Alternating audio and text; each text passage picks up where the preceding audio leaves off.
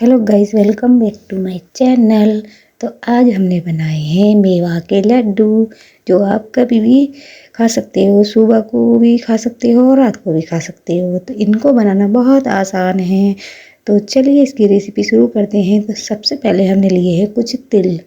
तो ये हमारे सफ़ेद वाले तिल हैं। इनको हम थोड़ा सा कढ़ाई को गर्म करके इन्हें रोस्ट कर लेंगे, हल्का सा ब्राउन कलर करेंगे और फिर इनको निकाल लेंगे।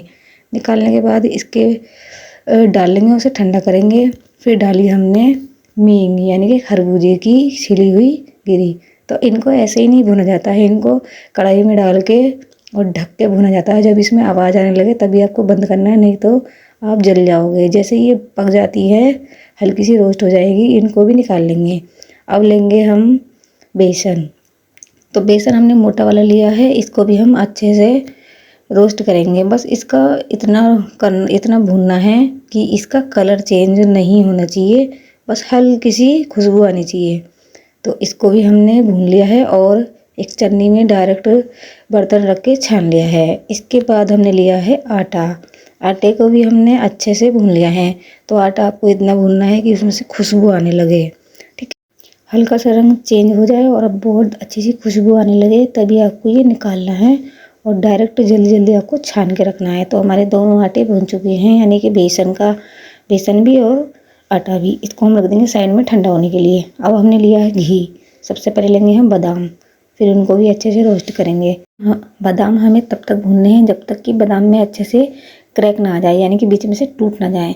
तो जैसे ही इसमें सारे बादाम टूट जाते हैं तभी हम इनको निकाल लेते हैं। तो इसको भी एक बड़े से बर्तन में निकाल के रख लेना है। और जितने भी थे हमने बाद के, वो भी सारे भून के रख लिए। इसके बाद इसमें थोड़ा सा और घी डालेंगे और फिर डालेंगे इसमें काजू। तो घी गर्म होने के बाद ही काजू डालना है और इसको सिर्फ गोल्डन करना है, तभी आपको तुरंत से तुरंत निकालना है। घी उसमें हमारा रह जाएगा कढ़ाई में। थोड़ा सा घी बढ़ा के हम डाल देंगे मखाने, क्योंकि मखानों में थोड़ा सा घी ज़्यादा लगता है इसलिए। और इसको भी हम अच्छे से भून लेंगे। तो जितने भी हमारे बाकी के रखे हुए थे वो भी मैंने सारे भून लिए हैं। इनको कर लेंगे अब ठंडा, रख देंगे साइड में। अब हमने लिया है कसा हुआ गोला, इसको भी हम भून लेंगे। तो इसकी मेरी पूरी वीडियो शूट नहीं हो पाई थी, मैंने सीधा भून के दिखा दिया है। गोला को हमें ज़्यादा नहीं भूनना है, नहीं तो जल जाएगा। इसको हम तुरंत ही निकाल लेंगे। इसके बाद इसमें और घी डालना है और डालेंगे हम गोंद।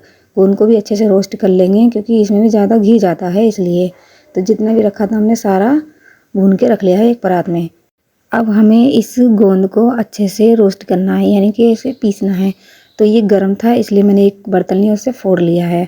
अब हम लेंगे गोला, यानी कि नारियल जो हमने भून लिया था घी में, उसको भी हम अच्छे से रोस्ट करेंगे। जितनी भी चीज़ हमने भूनी है ना, इनको थोड़ा थोड़ा हमें दरदरा कूटना है। तो आप मिक्सी में भी दरदरा चला सकते हो और हाथों से ही फोड़ सकते हो। किसी की सहायता से इमाम जस्ते में भी फोड़ के रख सकते हो। तो मैंने सारी चीज़ें रोस्ट करके रख ली है। अब हम बड़ा सा बर्तन लेंगे, यानी कि परात, उसमें करेंगे हम आटा और बेसन। इसके बाद डालेंगे हम सौंठ।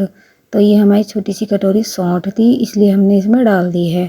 अब ऑप्शनल है, आप नहीं भी डाल सकते, आपकी मर्जी है। इसके बाद हम डालेंगे इसमें मीठा, यानी कि बूरा। इन दोनों चीज़ों को अच्छे से मिला लेंगे। मिलाने के बाद जितने भी हमने ड्राई फ्रूट रोस्ट किए थे, यानी कूट लिए थे, वो भी हम सारे इसमें डाल देंगे और अच्छे से मिलाएंगे। तो ध्यान रहे जो ठंडे हो जाएं तभी आपको ये सब चीज़ें मिलानी हैं। तो इसलिए मैंने सब पहले ही अलग अलग बर्तन में करे थे, ये पहले ही ठंडे हो चुके हैं। अब हमें दोनों हाथों की मदद से इन्हें सारी चीज़ों को अच्छे से मिलाना है, बढ़िया करके। और फिर हमारी 2 चीज़ रह गई थी, वो भी मैं इसमें मिला रही हूँ। तो मैंने डाले हैं इसमें मींग, यानी कि खरबूजे की गिरी, और तिल जो हमने भून के रखे थे पहले से ही। अब इन दोनों को भी बढ़िया से मिलाना है। आप सारी चीज़ें एक साथ भी मिला सकते हो, मैंने थोड़ा धीरे धीरे मिलाए थे इसलिए। अब हम क्या करेंगे, हमारा सारी चीज़ें बन चुकी है। लास्ट में हमने घी भी डाला था गर्म करके, वो वीडियो में बनाना भूल गई हूँ, उसके लिए सॉरी। घी डालने से ये लड्डू अच्छे से बन जाते हैं और दोनों हाथों की मदद से हमने लड्डू बना लिए हैं। इसी तरीके से हमने सारे लड्डू बना कर रख लिए हैं। तो वीडियो अच्छी लगी है तो लाइक करना, कमेंट करना और शेयर करना। और एक बार हमारे कहने से ये लड्डू अपने घर में बना के ज़रूर से देखना। इन लड्डुओं को खाने से बहुत ज़्यादा ताकत मिलती है, शरीर में जान बढ़ती है, हाथों पैरों का दर्द चला जाता है और दिमाग भी बहुत तेज होता है बच्चों का।